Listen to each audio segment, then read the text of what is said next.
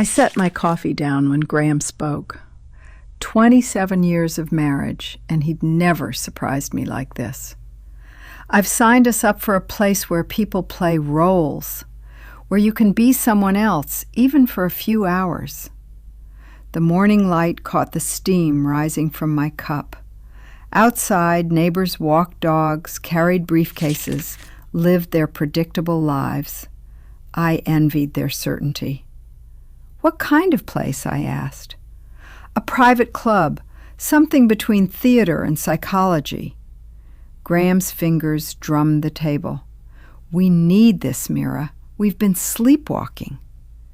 He wasn't wrong. Our conversations had shrunk to grocery lists and weather reports. We traveled, we entertained, we maintained our beautiful house. But when had we last surprised each other? When had I last felt my pulse quicken at his touch? "Are you having an affair?" The question escaped before I could stop it. "No." His eyes met mine directly. "But we're dying by inches, both of us." I traced the rim of my cup. At 64, most women would call our marriage successful, stable, comfortable. But comfort could be its own prison. What would we have to do? Trust each other. Trust the process. Graham leaned forward. There are masks, anonymity, rules to keep everyone safe. The word masks sent something electric through me. When had I last hidden? When had I last been anyone other than Graham's wife, the reliable hostess, the woman who always knew what to say? When? Tonight, if you're willing. I looked at him, really looked. Somewhere in his familiar face, I glimpsed the man who'd once convinced me to dance in the rain, to quit my safe job, to marry him against my parents' wishes. "Yes," I whispered. The building looked ordinary from outside. Brick facade, discreet entrance, no signage. Graham handed something small to the doorman. A card, a token I couldn't see clearly. Inside, everything changed. Rich velvet curtains draped the walls in deep crimson, absorbing sound and creating intimate pockets of shadow. Soft lighting came from sources I couldn't identify, casting everything in warm amber. The air smelled of sandalwood and something else. Anticipation, maybe. "First time?" A woman appeared beside us, elegant in black silk. She wore no mask, but her smile held secrets. "Yes," Graham answered for both of us. "Wonderful. I'm Celeste, your guide tonight." She gestured toward a small room off the main corridor. "We'll start with orientation." I followed, my heels clicking against polished wood. The sound seemed too loud, too real for this dreamlike space. In the orientation room, 2 chairs faced each other across a small table. On it lay 2 masks, white as bone, almost transparent. The masks serve multiple purposes, Celeste explained. They provide anonymity, yes, but more importantly, they free you from your everyday self. Tonight, you're not who you were this morning. Tonight, you can explore. Graham picked up one mask, turned it in the light. The material was so fine I could see his fingers through it. "What are the rules?" I asked. "Consent is paramount. No means no, immediately. The masks stay on throughout, and what happens here stays here." Celeste's voice carried the weight of ritual. Beyond that, trust your instincts. Trust each other. She left us alone to put on our masks. The material felt cool against my skin, lighter than air. Through it, Graham became someone new, familiar but transformed, like looking at him through water. "Ready?" he asked. I nodded, though I wasn't sure I'd ever be ready for whatever came next. Celeste led me down a corridor lined with doors. At the third one, she paused and withdrew a slim keycard from her pocket. The electronic lock beeped softly. "Your stage awaits," she said, and left me standing in the doorway. The room was larger than I'd expected, furnished with low couches arranged in a loose circle. 7 people sat waiting, all dressed in black, all wearing masks similar to mine but darker. They didn't speak, didn't move, just watched as I entered. Graham appeared in the far corner, almost invisible in the shadows. He nodded once. Permission? Encouragement? I couldn't tell which. "Try not to think. Just feel. Let yourself be," he whispered, his voice carrying across the silent space. One of the 7, a man with silver hair visible beneath his mask, stood and extended his hand. I took it. His skin was warm, unfamiliar. He led me to the center of the circle, then stepped back. Another rose, a woman with graceful movements. She circled me slowly, not touching, just observing. Her presence felt like a question I didn't know how to answer. Then a third joined us, younger, moving with dancer's precision.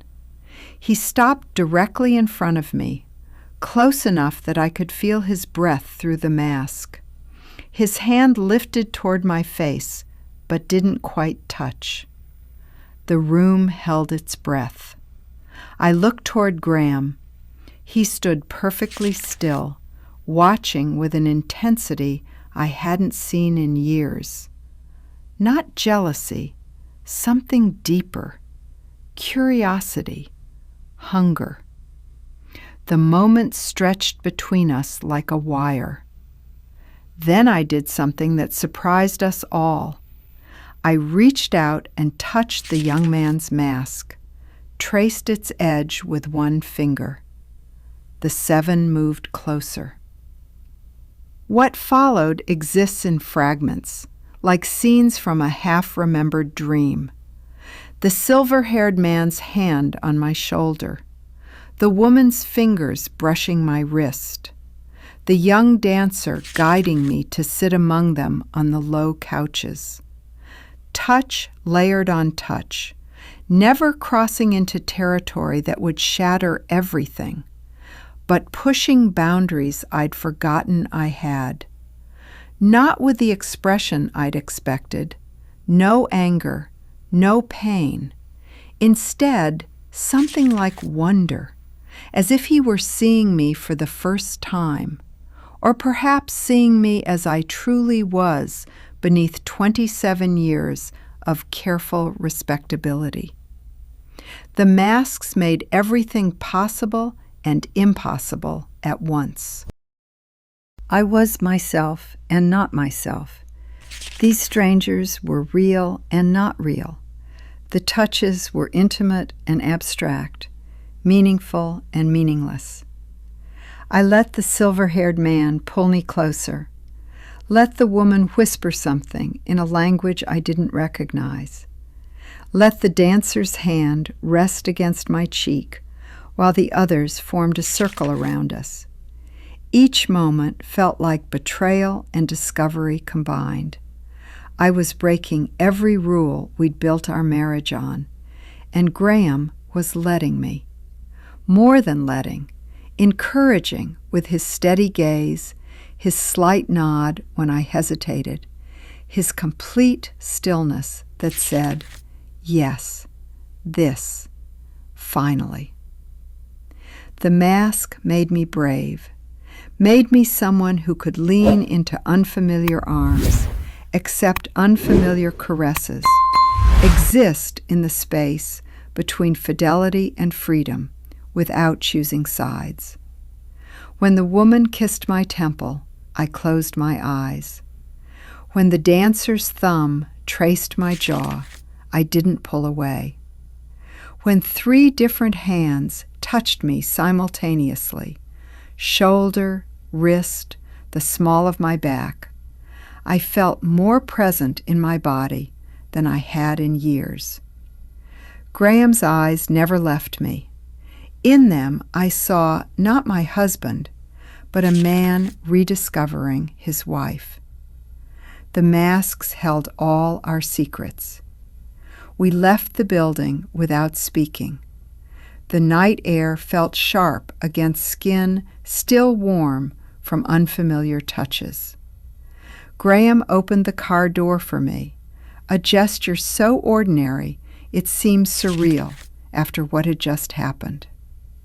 The silence stretched between us as he started the engine. Not comfortable silence, the kind we'd perfected over years of having nothing left to say to each other. This was different, charged, full of words we didn't know how to speak. I stared out the window at streetlights blurring past.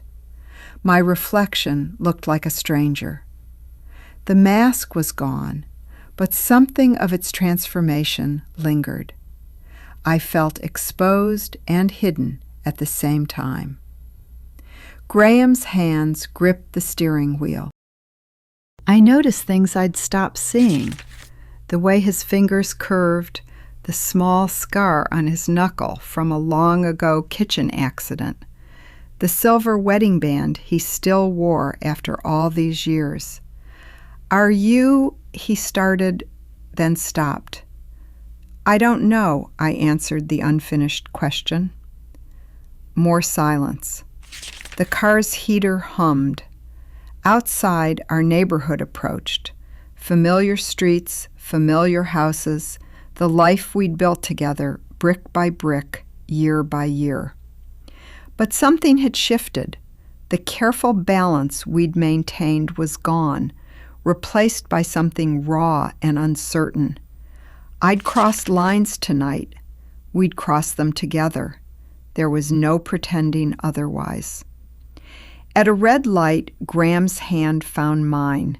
His touch felt different now, not the automatic comfort of long marriage, but something more deliberate, a choice rather than a habit. "I saw you," he said quietly, "really saw you." The light turned green. He squeezed my fingers once, then returned his hand to the wheel. The silence that followed wasn't empty anymore. It was full of possibility and terror in equal measure. In our driveway, Graham turned off the engine, but made no move to get out.